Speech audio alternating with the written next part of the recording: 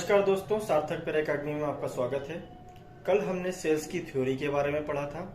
आज मैं नया वीडियो लाया हूँ सेल्स के कुछ एमसीक्यूज के बारे में, जो कि एग्जाम के लिए बहुत इंपॉर्टेंट है और रिवीजन के लिए भी बहुत इंपॉर्टेंट है, ताकि हम जो थ्योरी पढ़ते हैं उसके शॉर्ट क्वेश्चन कैसे निकलते हैं और उसका आंसर कैसे दिया जाना चाहिए उसके बारे में मैं आपको बताऊंगा। तो आइए चलते हैं सेल्स की एमसीक्यूज के लिए।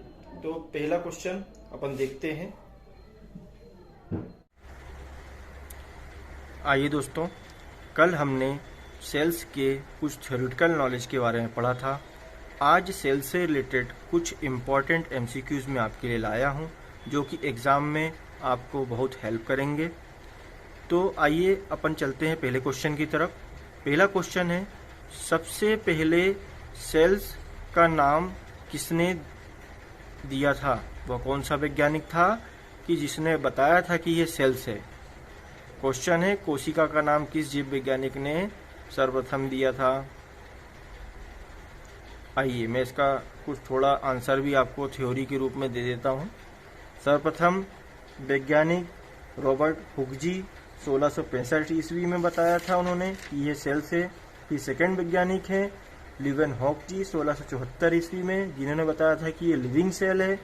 और तीसरे वैज्ञानिक थे 1831 ईस्वी में रॉबर्ट ब्राउन जी, जिन्होंने बताया था ये लिविंग तो है मगर इसमें न्यूक्लियस भी प्रेजेंट है। तो सबसे पहले कौन से वैज्ञानिक आते हैं अपने? लीवेनहॉक जी। तो इसका सही आंसर होगा लीवेनहॉक जी। दूसरा क्वेश्चन है, कोशिका में राइबोसोम की अनुपस्थिति में कौन सा कार्य संपादित नहीं होता? जब सेल्स में राइबोसोम एब्सेंट रहेगा तो कौन सा कार्य नहीं होगा? इसका आंसर है ए श्वसन, बी उत्सर्जन, सी प्रोटीन संश्लेषण, डी कार्बोहाइड्रेट संश्लेषण। इसका सही आंसर है प्रोटीन संश्लेषण। आइए अपन चलते हैं तीसरे क्वेश्चन की तरफ। निम्नलिखित में कौन सबसे बड़ा कोशिका अंग है? सबसे बड़ा कोशिका अंग कौन सा है? ए गुणसूत्र, बी माइटोकॉन्ड्रिया, सी गोल्जिकाय, डी प्लास्टिड। इसका सही आंसर है प्लास्टिड। सबसे बड़ा कोशिका अंग प्लास्टिड है। आइए चौथा क्वेश्चन देखते हैं। पादप कोशिका का सबसे बाहरी आवरण कहलाता है? पादप कोशिका का सबसे बाहरी आवरण क्या कहलाता है? ए कोशिका झिल्ली, बी कोशिका भित्ति, दोनों प्लास्टर, डी अंतः प्रदर वाई जालिका। इसका सही आंसर है बी कोशिका भित्ति। पांचवा क्वेश्चन है, कोशिका को एक निश्चित रूप प्रदान करती है? कोशिका को निश्चित रूप कौन प्रदान करती है? कौन सी सेल्स प्रदान करती है? ए है कोशिका झिल्ली, बी है कोशिका भित्ति, सी है केंद्रिका, डी है गोल्जिकाय। इसका सही आंसर है कोशिका भित्ति। आइए चलते हैं पांचवें क्वेश्चन की तरफ। अपना छठवां क्वेश्चन है, प्रोटीन निर्माण का सक्रिय स्थल है? प्रोटीन निर्माण का सक्रिय स्थल कौन है? ए है लाइसोसोम, बी है माइटोकॉन्ड्रिया, सी है गोल्जिका, डी है राइबोसोम। बताएं सही आंसर। जी हाँ, इसका सही आंसर है डी राइबोसोम। चाहे तो आप इसको अपनी कॉपी में उतार सकते हैं सही आंसर लिख के, सही क्वेश्चन करके, ताकि आप एक बार एग्ज़ाम के समय पे स्टडी कर सकते हैं। और आगे मेरे चैनल को लाइक और सब्सक्राइब करें ताकि आपको और नए वीडियोस मिल सकें, और इस लिंक को ज़्यादा से ज़्यादा शेयर करें। ठीक, आइए चलते हैं अपने नेक्स्ट क्वेश्चन, सातवें क्वेश्चन की तरफ। माइक्रोकॉन्ड्रिया की खोज किसने की थी? वेरी इंपॉर्टेंट क्वेश्चन पूछ सकता है। ए आल्टमैन, बी डी दुबे, सी पेलेड, डी टी बोब्री।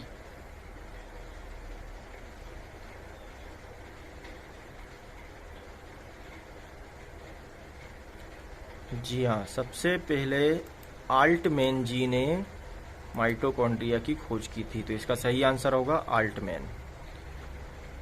अपना नेक्स्ट क्वेश्चन 8वां, लाइसोसोम कार्य करता है। लाइसोसोम क्या कार्य करता है? ए प्रोटीन का संश्लेषण करता है, प्रोसेसिंग तथा पैकेजिंग का कार्य करता है, सी अंतकोशिकीय पाचन में काम करता है, या वसा का संश्लेषण करता है।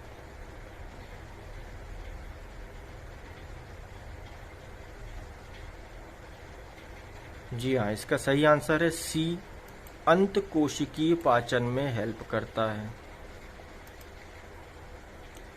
आइए नवा क्वेश्चन, माइटोकॉन्ड्रिया किसमें अनुपस्थित होता है? किस सेल में माइटोकॉन्ड्रिया एब्सेंट होता है? ऑप्शन है ए कवक, बी जीवाणु, सी हरे शैवाल, डी ईस्ट।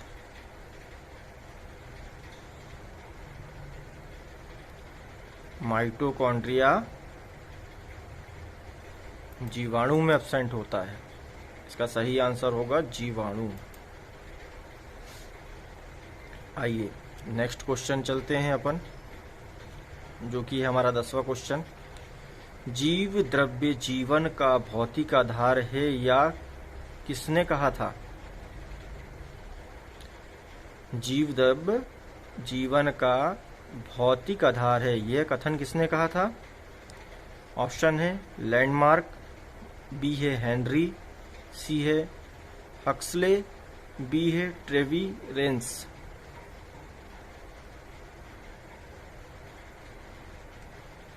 जी हाँ, इसका सही आंसर है श्री हक्सले जी ने।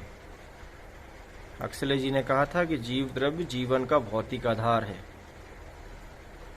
आइए नेक्स्ट क्वेश्चन 11वां क्वेश्चन, कोशिका की क्रियात्मक गतिविधियां नियंत्रित होती हैं। कोशिका की क्रियात्मक गतिविधियां कहाँ नियंत्रित होती हैं? पहला ऑप्शन है केंद्रिका द्वारा, माइटोकॉन्ड्रिया द्वारा, जीव द्रव्य द्वारा, डी केंद्रक द्वारा।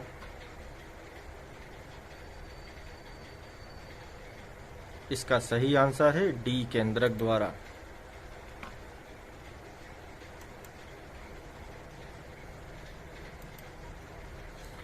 नेक्स्ट क्वेश्चन 12वां क्वेश्चन, गुणसूत्र शब्द प्रदान किया है।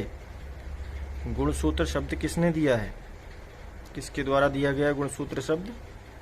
ए है हाफ मिस्टर, बी है बोल्डेर, सी है सुटन, डी है बेगनर। हाफ मिस्टर, बाल्डेर, सुटन, बेगनर। इसका सही आंसर है बाल्डेर। ये अपने को याद रखना है ताकि एग्जाम में पूछ सके तो अपन तुरंत आंसर दे सकें।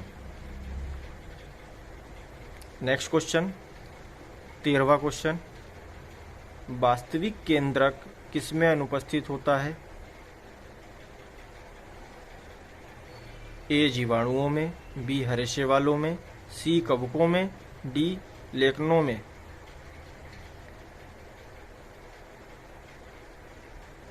इसका सही आंसर है जीवाणुओं में। आप इसको नोट भी कर सकते हैं, क्वेश्चन लिख के नोट कर सकते हैं और डायरेक्ट क्वेश्चन का आंसर याद करें तो ज़्यादा सही है, क्योंकि हमारे पास समय नहीं रह गया है। मात्र 2 महीना है तैयारी करने के लिए। कोशिश करूंगा कि आपको पूरा सिलेबस तैयार करवा सकूं। 14वां क्वेश्चन, सर्वाधिक संख्या में गुणसूत्र पाए जाते हैं। सर्वाधिक संख्या में गुणसूत्र किसमें पाए जाते हैं? गन्ने में, आलू में, मनुष्य में, या आफियोग लोसेस में। गन्ने में, आलू में, मनुष्य में या आफियोग्लोसिस में? इसका सही आंसर है आफियोग्लोसिस। 15वां क्वेश्चन है, कोशिका का जीवित अंश जीव द्रव्य कहलाता है, यह किसने बना होता है? कोशिका का जीवित अंश जीव द्रव्य कहलाता है, मगर ये किससे बना होता है? ऑप्शन है ए केवल कोशिका द्रव्य द्वारा, बी कोशिका द्रव्य और केंद्रक द्रव्य द्वारा, सी है केवल कोशिका के केंद्रक द्रव्य द्वारा, या डी कोशिका का द्रव्य, केंद्रक द्रव्य और अन्य कोशिकांग द्वारा।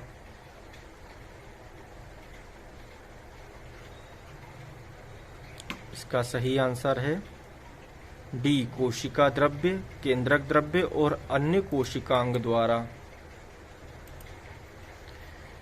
आइए चलते हैं नेक्स्ट क्वेश्चन, अपना 16वां क्वेश्चन। कोशिकीय व आणविक जीव विज्ञान केंद्र कहाँ स्थित है?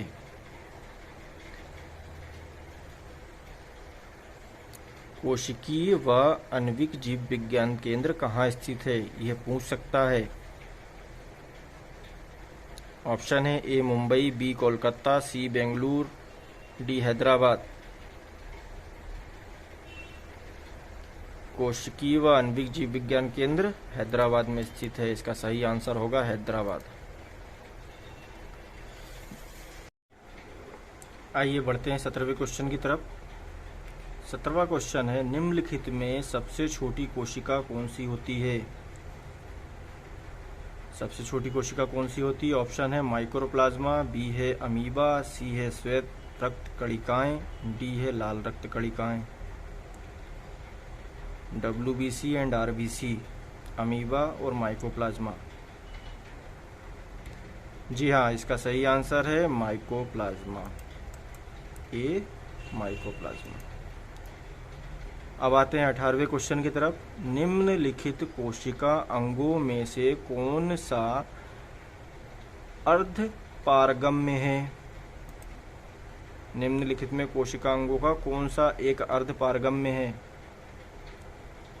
अर्ध पारगम्य झिल्ली के बारे में पढ़ा होगा अपन ने 10वीं 11वीं में।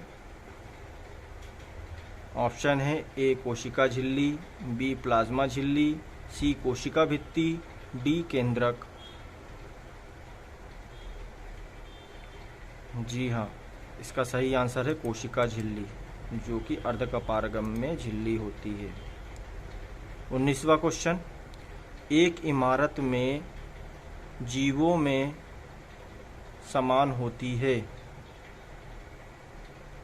एक इमारत में जीवों में समान होती है क्या? ऑप्शन है ए कोशिका, बी ग्रंथियां, सी ऊतक, डी अंगों।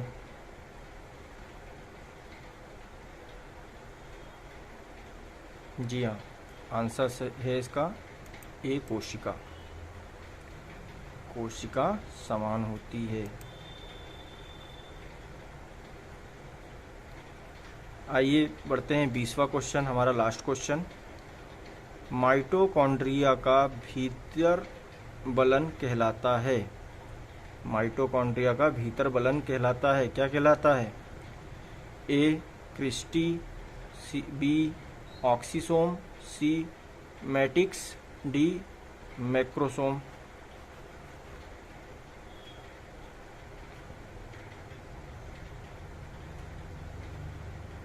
जी हाँ, ए क्रिस्टी।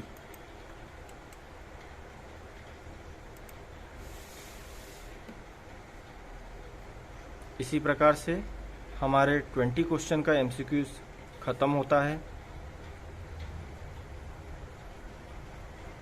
इसी प्रकार 20 MCQs खत्म हुए। आपने मेरा पूरा वीडियो देखा हो तो लाइक करें, सब्सक्राइब करें, ताकि मैं नेक्स्ट जो टॉपिक है अपना वो दे सकूं सिलेबस के अकॉर्डिंग और आपकी तैयारी करवा सकूं। इसलिए मेरे चैनल को लाइक करें, सब्सक्राइब करें, ताकि नए वीडियोस आपको मिल सके। इसी के साथ धन्यवाद।